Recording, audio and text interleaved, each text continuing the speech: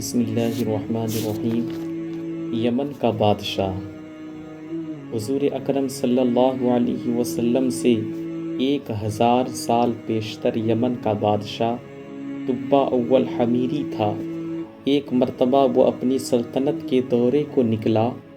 12,000 عالم اور حکیم اور 1,32,000 سوار اور 1,13,000 پیادہ اپنے ہمراہ لیے اس شان سے نکلا کہ جہاں بھی پہنچتا اس کی شان و شوکت شاہی کو دیکھ کر مخلوق خدا چاروں طرف سے نظارہ کو جمع ہو جاتی تھی۔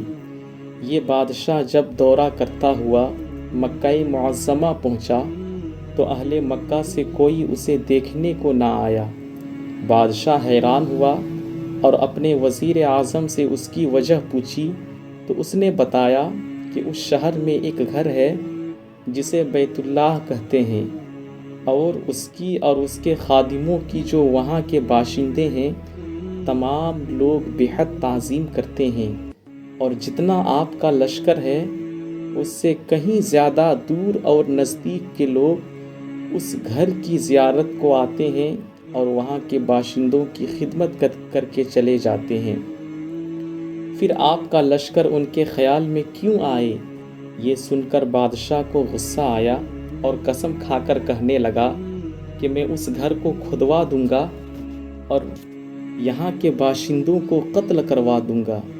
یہ کہنا تھا کہ بادشاہ کے منہ، ناک اور آنکھ سے خون بہنا شروع ہو گیا اور ایسا بدبودار مادہ بہنے لگا کہ اس کے پاس بیٹھنے کی بھی طاقت نہ رہی۔ اس مرض کا علاج کیا گیا مگر افاقہ نہ ہوا۔ شام کے وقت اس بادشاہ کے ہمراہی علماء میں سے ایک عالم ربانی تشریف لائے اور نبض دیکھ کر فرمایا، مرض آسمانی ہے اور علاج زمین کا ہو رہا ہے۔ اے بادشاہ، آپ نے اگر کوئی بری نیت کی ہے تو فوراً اس سے توبہ کر لیجئے۔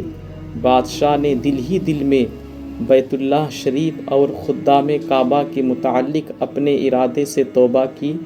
توبہ کرتے ہی اس کا وہ خون اور مادہ بہنا بند ہو گیا، اور پھر صحت کی خوشی میں اس نے بیت اللہ شریف کو ریشمی غلاف چڑھایا اور شہر کے ہر باشندے کو 7 اشرفی اور 7 ریشمی جوڑے نذر کیے۔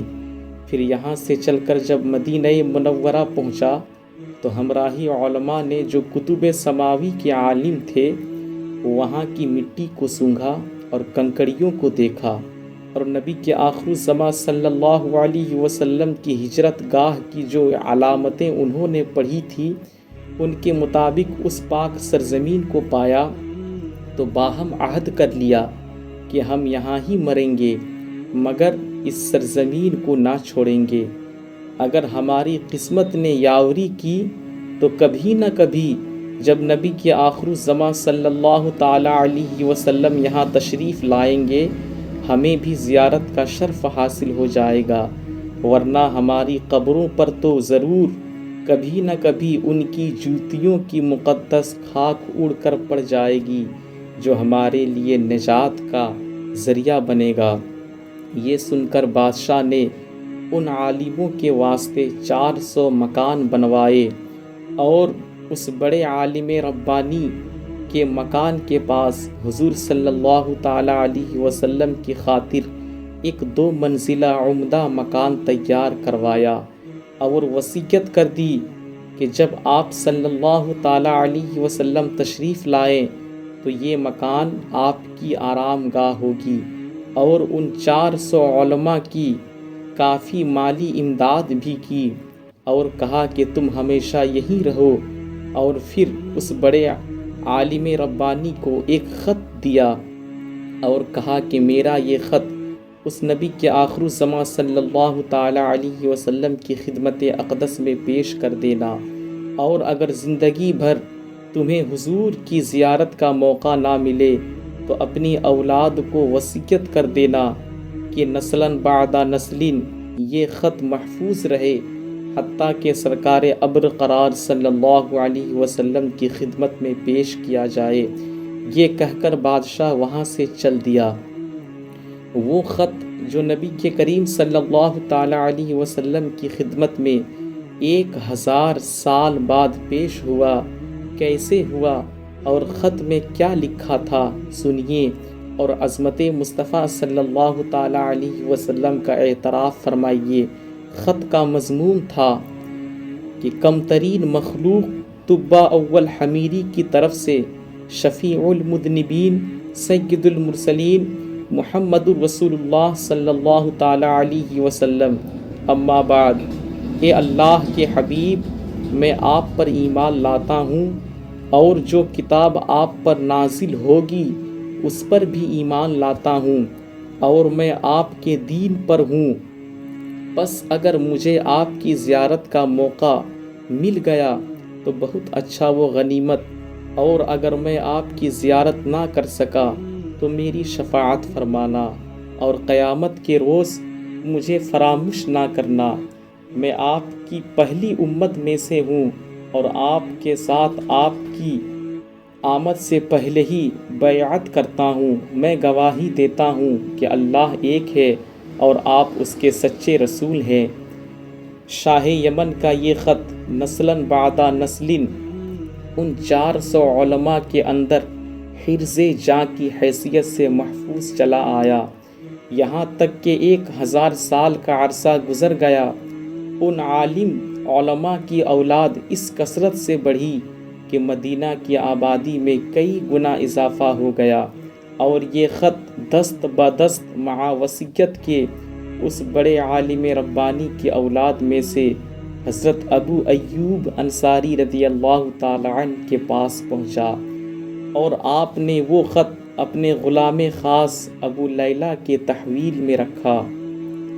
اور جب حضور صلی اللہ تعالیٰ علیہ وسلم مکہ معظمہ سے ہجرت فرما کر مدینہ منورہ پہنچے اور مدینہ منورہ کی الوداعی گھاٹی سنیات کی گھاٹیوں میں سے آپ کی اونٹنی نمودار ہوئی، اور مدینہ کے خوش نصیب لوگ محبوب خدا کا استقبال کرنے کو جوق در جوق آ رہے تھے، اور کوئی اپنے مکانوں کو سجا رہا تھا، کوئی گلیوں اور سڑکوں کو صاف کر رہا تھا، کوئی دعوت کا انتظار کر رہا تھا، اور سب یہی اسرار کر رہے تھے کہ حضور صلی اللہ تعالیٰ علیہ وسلم میرے گھر تشریف فرما ہو۔